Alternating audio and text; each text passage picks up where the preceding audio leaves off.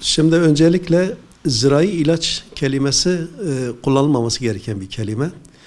Son zamanlarda Tarım Bakanlığı'nın bir ifadesi var. Bitki koruma ürünü deniyor. Bu eskiden yani biz de bazen kullanıyoruz. Çiftçiler çok sık kullanıyor zaten. Yani zirai ilaç dediğimiz şeyler ilaç değil. Zehirdir. Bitki koruma ürünlerini korumak için kullanılan kimyasallardır. Bunlar elbette ki insan sağlığı için zararlı, hayvan sağlığı için zararlı, canlılar için yani bir takım faydalarının yanında zararlı olan şeyler, kimyasal maddeler, öldürücü maddeler.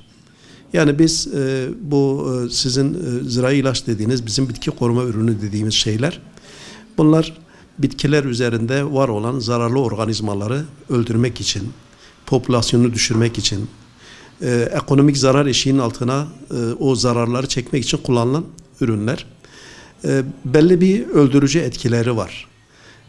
Biz bunu LD50 diye ifade ediyoruz. Öldürücü dozun yarısı. Bu da kullanılan ilaçların gramajının yani insan ve hayvan sağlığına, canlılara olan etkisini gösteriyor. Bu doz böcekler için öldürücü olduğu halde insanlar için öldürücü bir etkisi söz konusu değil. Bu dozlar uygulandığında böcekler ölüyor. Yani cüsselerinin ufak olmasından dolayı. İnsanlarla temas ettiğinde insanlar ölmüyor fakat insanların bünyesinde karaciğerde, yağ dokusunda bunlar depo ediliyor. Bu depo edilmek suretiyle ileriki dönemlerde kanser hastalıklarına kadar uzanan bir zarar durumu söz konusu. Aynı zamanda insanlar bu bitki koruma ürünleriyle temas ettiklerinde alerjiler meydana geliyor, gözlerde yaşarmalar meydana geliyor, nefes darlıkları meydana geliyor. Ya bunlar zehir. Bitki koruma ürünleri zehir. Elbette ki gerek insanlar için gerekse diğer canlılar için zararlı. Bunda önemli olan ekonomik zarar eşiği gibi bir ifade var tarımsal uygulamalarda. Ekonomik zarar eşiğine ulaşmadan bu ürünleri kullanmamak lazım. Bu ürünleri uygun dozlarda kullanmak lazım. Uygun zamanlarda kullanmak lazım. Bitkilerde uygularken son ilaçlama ile hasat arasındaki döneme dikkat etmek lazım. Yani bir bitki koruma ürünü kullanıldığında, sizin zirai ilaç dediğiniz bitki koruma ürünü kullanıldığında bitkinin üzerinde bir kalıcı süresi var. Bu kalıcı süresiyle tüketiciye, insanlara ulaşmadan önceki sürenin ayarlanması lazım. Buna ürünlerin prospektüslerinde yazar. İlaçlama ile hasat arasındaki süre denir. Bu süreye dikkat etmek lazım. Mesela bir ürünü bu süresi eğer 15 günse ilaçlama ile hasat arasındaki süre, hasadı 10 gün önce, hasattan 10 gün önce uygulama yaparsanız bu bitki koruma ürünleri bitkiler üzerinde kalıntı bırakır ve bunu insanlar tükettiklerinde veyahut da diyelim ki dokuma fabrikalarına gittiğinde, pamuklar tüketildiğinde onlar ipliğin yapısına geçer, insanların bedeniyle temas eder. Özellikle yaş sebze meyvelerde, direkt olarak tüketilen ürünlerde bunları biz kullandığımız zaman direktmen mideye almış oluruz. Midede bunlar birikir. Neticede bunlar zehir, öldürücü madde.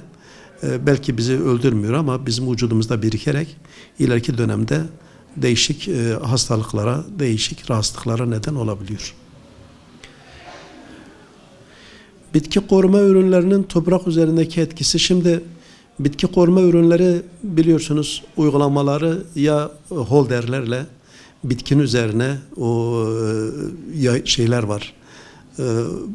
Buğday, pamuk gibi ürünlerde serpiştirilerek bitkinin üzerinde 15 santim uzaklıktan atılır. Veyahut da meyve bahçelerinde, sebzelerde holderlerle, tabancalarla püskürtülür. Bitkiler üzerindeki, toprak üzerindeki etkisi, bunlar toprağa geçtiğinde, fazla miktarda kullanıldığında toprak içerisindeki mikro organizmalarla ilgili öldürücü etkileri söz konusu. Toprak canlılarını öldürücü etkileri söz konusu. Biliyorsunuz mikroorganizmalar, toprak organizmaları toprağın genellikle 2-3 santim derinliğinde üst kısımlarına genellikle yaygın olarak bulunurlar. İlaçlar fazla miktarda, dozundan fazla veya gereksiz olarak toprağa veyahut da bitkiye uygulandığında toprağa temas ettiğinde buradaki canlılar, mikroorganizmalar faydalı mantarlar, işte faydalı bakteriler, solucanlar, toprakta mesela toprağın havalanmasını sağlayan, gübre bırakan solucan gibi canlılar da bunlardan etkilenir. Bunların sayılarının azalması toprak yarayışlılığının da azalmasına neden olur. Aynı zamanda sulama ile beraber bunlar yeraltı sularına karışır. Yeraltı sularına karıştığı zaman da değişik yani farklı şekillerde yeraltı suları bizim hizmetimize sunuluyor. Ya kuyularla veyahut da işte barajlarda birikerek, yani onlar yeraltı suları biliyorsunuz yer altında değişik şekillerde büyük göletlere, büyük sularla birleşir ve onlar yeryüzüne çıkar veyahut da akar ve biz onları gerek içme suyu olarak gerekse sulama suyu olarak kullanırız. Sulama suyu olarak kullandığımızda bizim temasımız veyahut da işte balıklar diyelim ki etkilenir. Biz yine doğrudan etkileniriz. Yani toprakta yeraltı sularına karışarak da insanlar için, hayvanlar için tehlikeli boyutlara ulaşır. Toprağın yapısını da bozarak olumsuz etkiler yaparlar. Burada önemli olan nedir? Yani gereksiz ilaç kullanımından kaçınılması. İlaçları kullanırken bunlarda birinci derecede, ikinci derecede, üçüncü derecede zehirli ilaçlar var. Bunlara öncelik verilmesi, dozunda kullanılması, zamanında kullanılması. Bunlara dikkat edilirse asgari zarar söz konusu olur. Biz de azami ölçüde bundan korumak durumunda oluruz.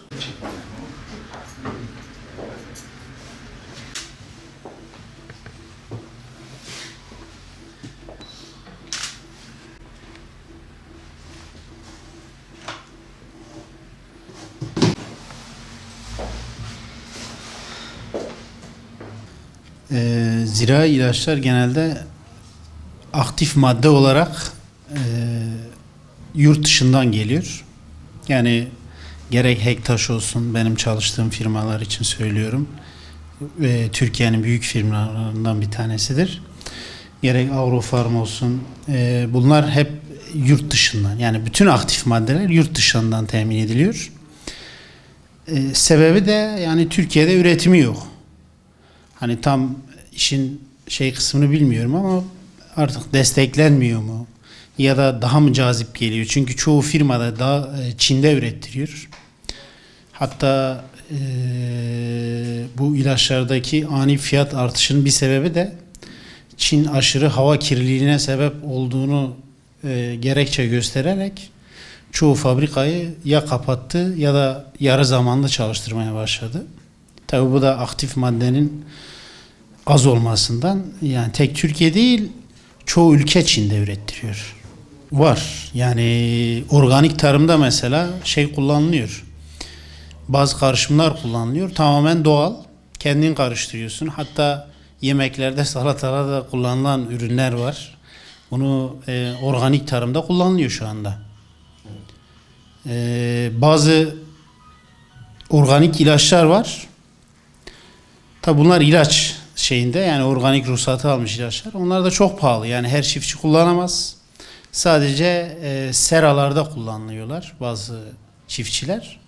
Onun dışında maliyeti çok yüksek ilaçlar. Yani eğer açık alanda kullanmaya kalkarlarsa yani altından kalkamayabilirler, masrafın altından.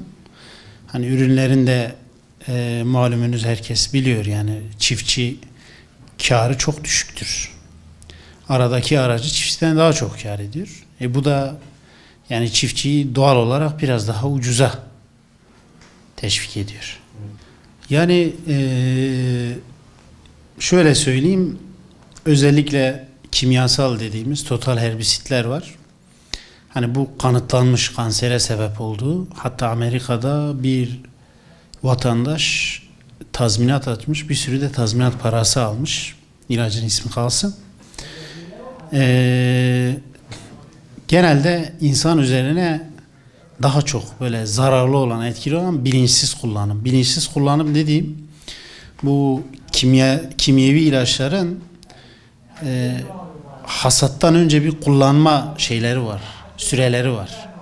Yani buna şöyle söyleyeyim, o aktif maddenin harcanılabilirlik durumu, kalıntılık durumu var. Yani bilinçsiz kullanıldığı zaman o kalıntı daha erimeden, daha bitki o kalıntıyı tam kullanamadan o hasadı yapıldığı zaman direkt insanın bünyesine geçiyor. Tabi zamanla çeşitli hastalıklara sebep olabiliyor yani. Hatta bu konuda çeşitli araştırma şeyler de var yani makaleler var. Hani şu anda net aklımda değil ama kanserle ilgili Amerika Birleşik Devletleri'nde böyle bir vaka var. Total herbisitle ilgili. Yani yabancı otlara atılan ilaçlarla ilgili.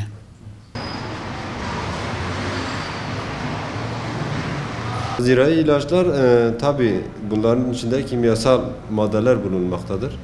Yani bunlar bitkilerin üzerinde olsun, ürünlerin üzerinde olsun illaki atık olarak kalmaktadır. Ayrıca diğerleri de toprakta yıkanarak yeraltı sularına karışıp insan vücudunda birikim yaparak yani uzun süre zarfında insan sağlığına etki etmektedir. Zirai ilaçlarımız genel olarak yurt dışından temin ediliyor. Hani bu da ham madde işletimi olarak oradan oluyor. Yani bu mali açıdan daha uygun geldiği için yurt dışından temin ediliyor. Hani burada yapılma ihtimali var mı? Tabii ki var. Hani gerekli destekler verildiği zaman burada da bizim kimyager arkadaşlarımız yapabilirler yani. Ya tabii var. Yani nasıl var? Gübre olarak mesela zirai işte kimyasal olmayan ilaçlar da var ama bunlar gübre olarak geçiyor. Bitki gelişimi olsun, toprak düzenleyici olsun bu şekilde kullanılıyor. Ama genel olarak ilaç dediğimiz zaman bu böceklerle mücadele diyoruz buna. Bu da genelde zehir olarak kullanılıyor. Onun yerine öyle değil de şey yapabiliriz. Hani bu zararların doğal düşmanları var. Onlara zarar vermeden o doğal dengeyi koruyarak o şekilde bir mücadele yaparsak daha iyi sonuçlar alabiliriz. İlaç fiyatları çok yüksek. Geçen yıl 100 dönüme yaklaşık 7-7,5 milyar bir masraf olurken bu sene 15-16 bin lirayı buldu. 100 dönüm. 100 dönüme giden ilaç. Tabii her su aralığında ilaç veriliyor. Yaklaşık 3 çeşit, 4 çeşit ilaç veriliyor. Onu da zamanını denkleştirmezsen, zamanında atmasan verim daha da düşüyor. Yani haşere dediğimiz şey uçucu böcekler falan. Onlar ilaçsız hiç onlarla baş edilemiyor. Başka alternatifleri bilmiyoruz. Varsa da bilmiyoruz. İlaç atılmazsa olmuyor. Kesinlikle yani ilacın sadece bir defa has aksatılması dahi verimi %50 dolayında etkiliyor. Bir defaya has aksatılması bile. Yani ilaçsız olmuyor. Bunu artık uzmanlar daha iyi bilir bizden. İlaçsız bir daha verimli alma yöntemleri, farklı yöntemleri araştırılsa, bulunsa. Bu konuda da bizim bilgimiz yok tabii ki. Yani biz de ona uyarız. Biz de isteriz ki masrafsız bir şekilde ilaçsız daha iyi verim alabilelim. Ama fakat imkansız gibi görünüyor şu anda. Yani bunun uzmanlar tarafından araştırılması lazım. Çünkü ilaç sepmezsek burada verimimiz bayağı düşüyor. Hatta zarara dahi iniyor. Hiç verim kaldıramayanlar da var ilaç sepmediği takdirde. Yani daha iyisi olması için araştırılması gerekiyor diye düşünüyorum. Yani çözüm yoksa da mecburen ilaç atacağız. Başka çare yok. Muhtemelen belki zararı da vardır. Fakat yani ilaçsız da tarım şu anda dünya çapında herhalde tahmin ediyorum. İmkansız gibi görünüyor. Bununla ilgili farklı ilaçlama yöntemleri varsa onların uygulanması gerekir. Fakat bunun da araştırılması lazım. Yani bunu tarımla uğraşan kişilerin, yetkililerin daha iyi bilmesi gerekir. Biz şu anda herkesin yaptığı gibi yapmaya çalışıyoruz. Yani ilaç da atıyoruz. Buna rağmen ilaç aksadığı zaman da dediğim gibi verim de bayağı düşüyor.